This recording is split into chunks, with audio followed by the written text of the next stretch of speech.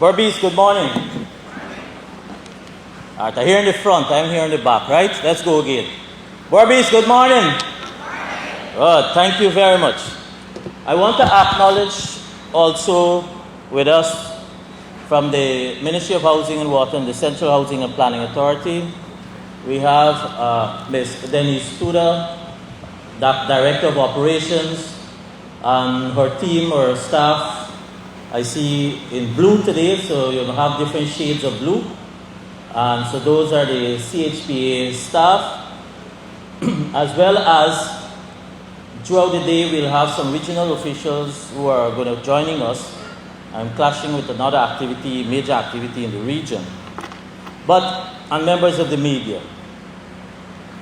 Our presence here today is a continuation of a commitment that we have given in terms of the housing sector.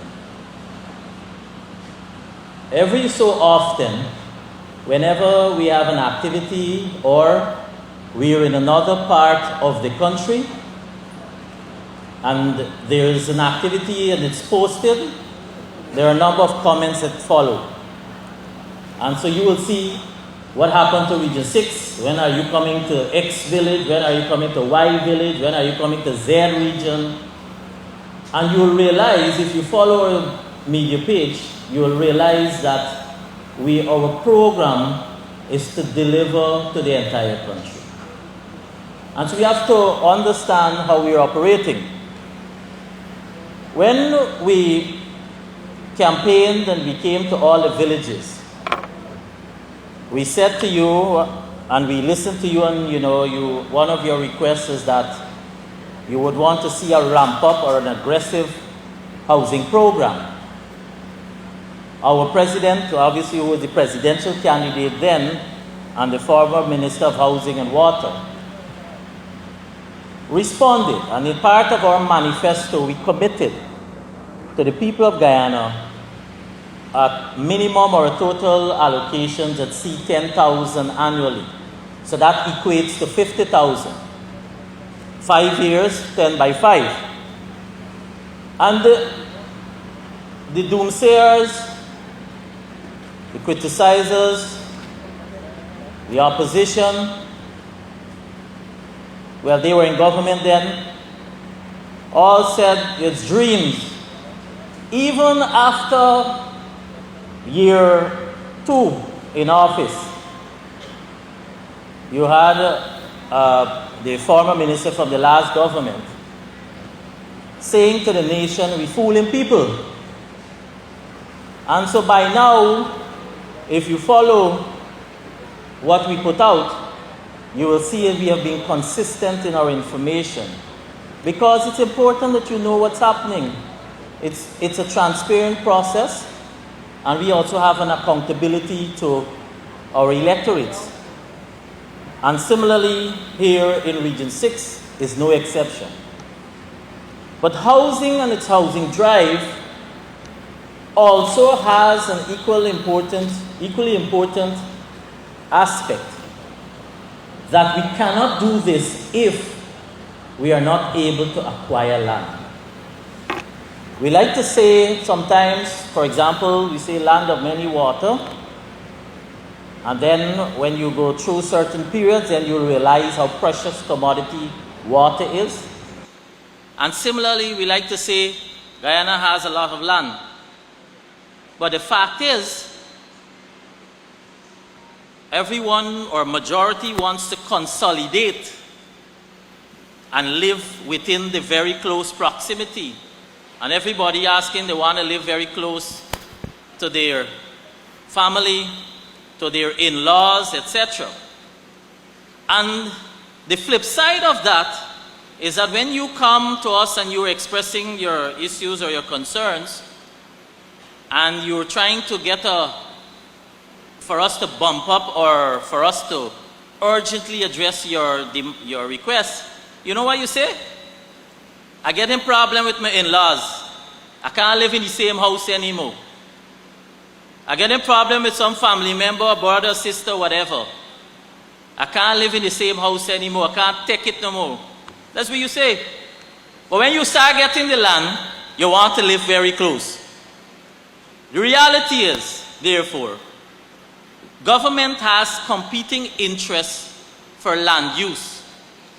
And here in Region 6, we also have to take into consideration, here being an agricultural region, also the competing interests for your cash crop, for livestock, as well as whereby we have consolidated and expanding for sugar.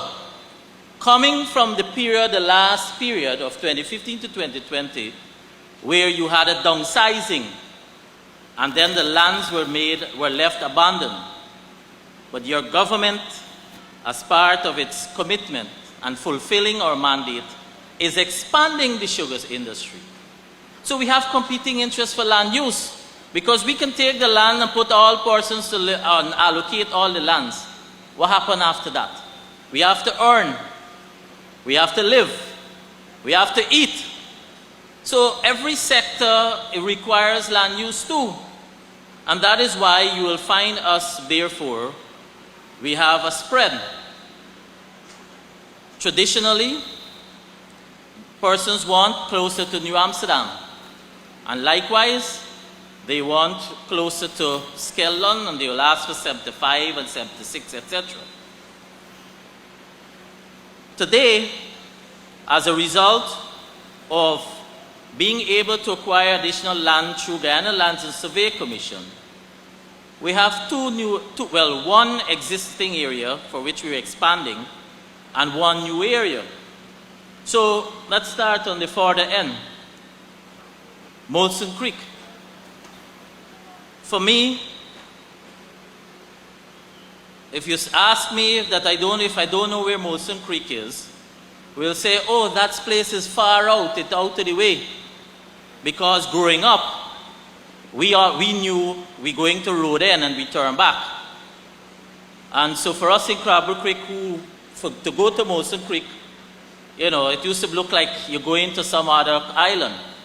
But Molson Creek itself will further expand, not only because of housing, but because also of what government intention and program is, and that is for the alignment of the bridge that will connect us to Suriname, the fixed bridge that is. So therefore, we'll have a hub. And so when we are doing development, it's not done in isolation. There's a lot of planning that goes into place. Because, as I said, from government level, we have to look at the overall objective of what we're trying to achieve. So we were here last year, we did it in Skelton, to start the first set of allocations at Molson Creek as part of phase 1 and 2. And today we have available for another set of allocations. And then we said to Guyana Lands and Survey Commission too that in addition to looking for land that is further or close to New Amsterdam, so that's why you can see a hub around Kanji area. There has also been a request when you do outreaches, for example to Blackbush and so forth, because of the main farming and activity, there has been a request for residential, and you're on to a next generation. So persons now, the generation that is coming now, they want their own home. They want to live separate. And they may not be going back necessarily working into the agriculture sector. And so that is why we came up with the other area based on the availability of land at Hochstein.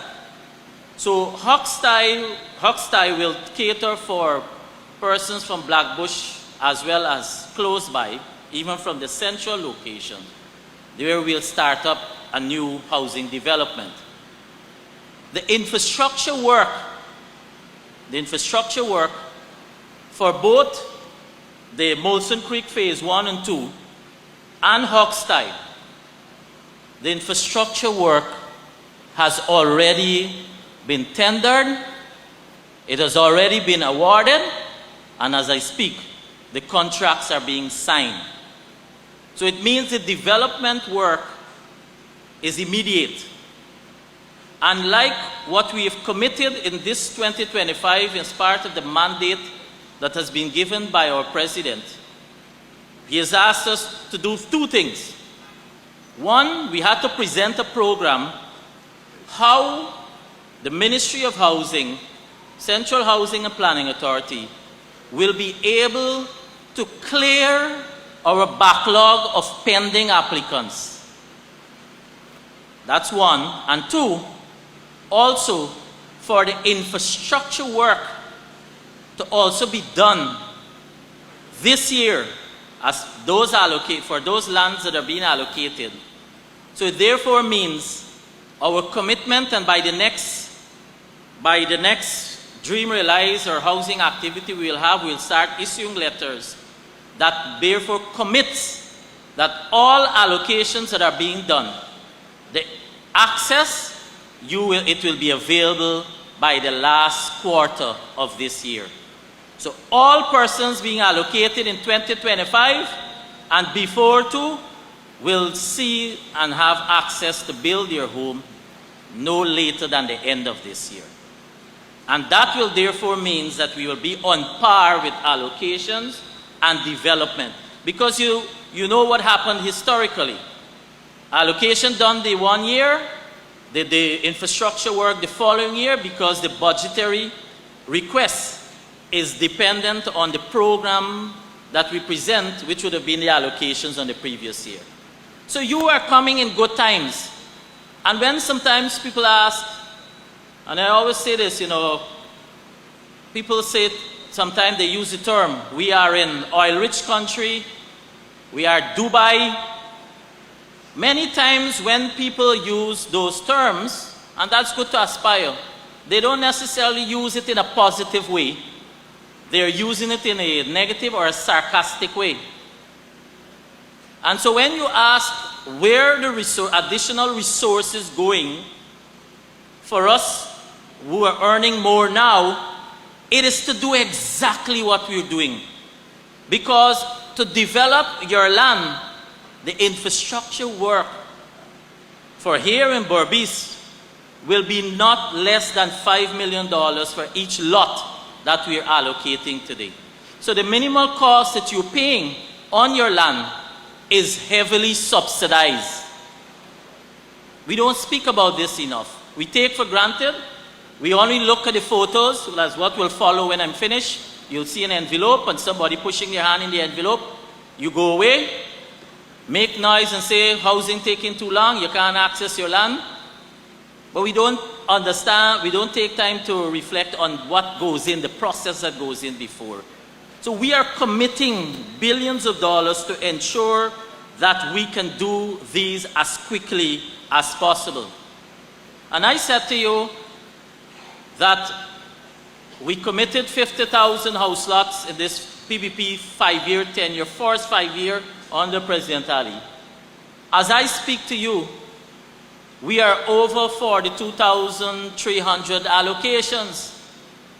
So if I say to you today that our 2025 program involves clearing the backlog or the pending applicants in Region 6, this will be up to December 31st, 2024 applicants. It therefore means we have about another, on the system, another 4,500 applicants to address. What that means, if it's Region 6 and you only add all of those, that'll take you to about 47,000. You'll realize the allocations to be done this year will way surpass our manifesto commitment. And if you examine every sector, what we have done in every sector is achieve our manifesto commitment and passing that achievement beyond what we committed. And next, speaking about commitment beyond what we have said we will do, is for construction of houses. Our manifesto says house lots. But our president has charged us to be able to also build houses, to make it for beneficiaries an avenue for accessibility. And there for some persons who have their own dynamics in terms of limited in terms of constructing their own house. We have therefore built 100 houses in Williamsburg, Hampshire. You have 100 at Ordnance Fortlands, and those are the 2-bedroom houses. And then as I speak, we have another 100 that is being constructed at Palmyra, and those are the 3-bedroom houses. The price for all of these houses is exactly to the construction cost. We would have gone through tender process, and these were all local contractors from Region 6. And that, when you see the cost that we're charging for the houses, is exactly as per construction. So it's not profit making, or it's not a real estate business. It therefore gives an opportunity for many of the persons from Berbice to also own the home quickly and make use, and I want to acknowledge, make use of the presence of the banks who have been very supportive. So I see here, for example, you have New Building Society, GBTI, and then you also have the insurance companies. Well, for banks, Republic Bank, NBS, and GBTI, and for insurance companies, Nalico, is it Assuria, and I think, I'm trying to see, I think those are the two I'm seeing, and I think Demerara Life. Where it's important for us to also insure your homes. We take for granted the responsibility to do that. But in any casualty, then you are able to benefit. So when you leave here today, the exercise will move very quickly, the allocation that is. Before you leave, make use of their presence, because as I said, start getting up your information as to what is required for you to, if you're going to be acquiring a loan, you know your earnings, so how much you can be able to pre-qualify for, or with your ability and your monthly earnings. Give them those information, and they will help you to calculate how much you can do and how quickly. The young people that are here and the young applicants that are in the system, they are coming in a very fortunate time. Many of the older ones that are here today, you will stand up and you will shout to say you're waiting many years. You're waiting decades. They now have the opportunity of getting their land in recent years' application. And that's what development is about. It's about ensuring that as part of the transformation, everyone benefits, and that is felt as quickly as possible, and that is felt by all. So I want to encourage you, because I've seen a lot of feedback from my inbox that says, yes, I've been called today. While we open the applicants, we also call persons. You know what we found? I don't want to give the exact statistics, but you'll be surprised if you call close to 1,000 persons going through our LMS system. We didn't get on to a lot of persons. We made an adjustment, because we also start calling in the afternoon. Some people are working, they're in the field, etc. To my surprising report that I received, you have persons who are not so kind or nice to the staff for calling in the afternoon. You believe that? Housing, this staff here, you see, you'll see them on show just now. And they work beyond the call of duty. They don't work with lunch hour. So sometimes what you see publicized via the media, and I'm not criticizing the media because that's their work, is one or two negativities, and that's amplified. We don't often talk about the success stories and the work, the hard work and commitment that is done by that is performed by the staff. And so we've made that accommodation. We have an ongoing exercise as part of our commitment to bring on par for ownership of many of the areas we have allocated. We have a tight schedule. For example, I can't get them to do any other activity between now and April because they have well, it was since from February. That includes Saturdays. They adjust it to even include Saturdays for their program, for their work, to accommodate persons who are working. And yet when we come for wait a few minutes, you hear a lot of noise. This is your future. This is your security of tenure. This is to ensure that your children and their next generation who will follow you, they have their own land. And they obviously move on to get your own property. That speaks towards your own. Then when you get that title or your ownership document, no one can trouble you. So just make a little sacrifice for a few hours to ensure that we complete the process. Today also, we have available about 241 certificate of titles for where we have processed in some of the areas, and I'll just call the block areas because where the majority come from. Williamsburg, Hampshire, Tain, Block 5, Anchorville, as well as Ordnance. In that, you would have heard me mention an area where we regularize, and that's something we have been aggressively addressing because Region 6 has a lot of outstanding areas of where persons are living, but they don't have ownership for their land. And many of those reasons, one of those reasons include because it started off by squatting. But nevertheless, we are committed as a government. We have said no new squatting will be recognized, and we've given the enforcement arm of the CHPA to the authority to move on any new squatter to even break. They don't have to consult, but we've said what we have existing, we will engage, not to necessarily to recognize, because where you squat is not necessarily where you can live, but we will engage such persons.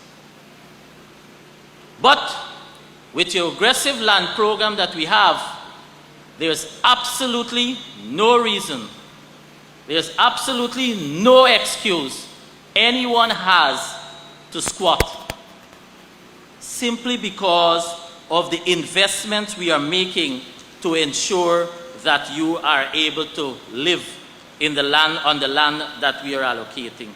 Here in Region 6, for example, and I'm not including the two new areas where we are just awarding, $15.3 billion we have spent for infrastructure development. This is during our current tenure. We have spent for infrastructure development here in 75, 76, Ordnance, the very Williamsburg, Hampshire that I spoke about, and as well as Palmyra. Berbice, in terms of employment opportunities, not only because of the revival of the agriculture for sugarcane, etc., but also in terms of the long-term plan from the impact of the oil and gas sector, where at Kanji will become an economic hub. And to the young people who are the children and the young people who are attending here at university, they will have an opportunity, therefore, to put to use in the fields that they may be studying, where we are encouraging. And I'm speaking here when you hear the teachers talk about STEM. So science and technology, those are the sort of areas we're pushing persons to get involved. Liking maths.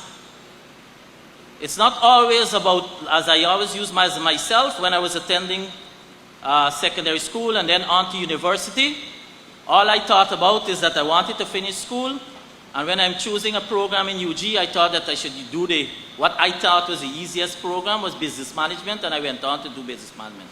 It's not about that. It's about, and that is why you have a responsibility, parents, to also spend time and inculcate on your children to encourage them to take up fields that will become marketable and heavily paid, or handsomely rewarded, as we would say. And that we don't have to have persons that are from other countries employed in those fields where our people can maximize their employment. That is the future, that is the direction we have to go. You have to play their part by spending time with them, by encouraging them to make use. University of Guyana, as of January 2nd, as part of our manifesto commitment, removal of all tuition, so you're attending the University of Guyana free of cost. You didn't have that opportunity. We didn't have that, I should say.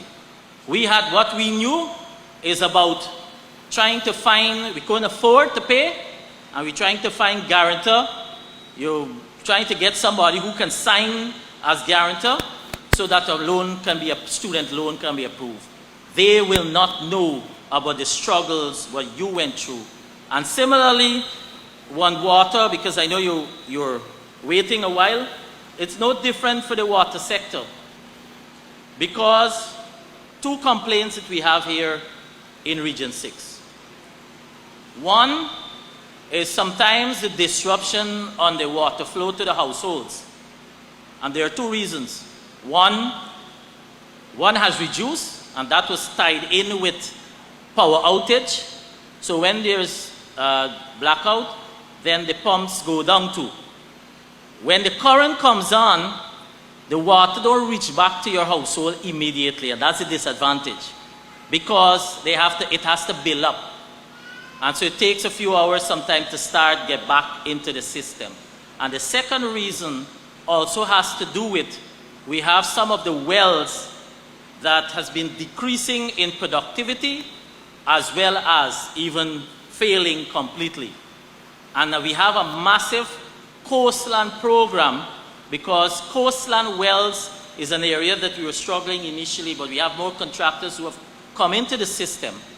The coastland wells therefore will see a reliable level of service to the households and at a desirable level. So for example, persons within Port Morant area will complain. Right now we have a rig that is being removed from on the Nîmes Region 2. It's drilling a well at Monrepo, and then it will come to drill another well in Region 6 at Port Morant to supplement the system.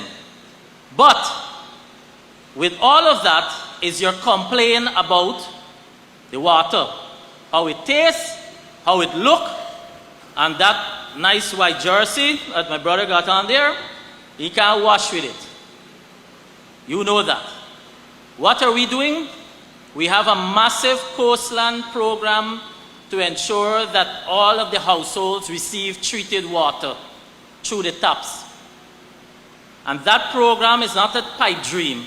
That program has already started implementation, and we are commissioning almost every month, and it will be so for the next few months, a number of treatment plants where we are complete in the infrastructure, all under this PBPC current tenure.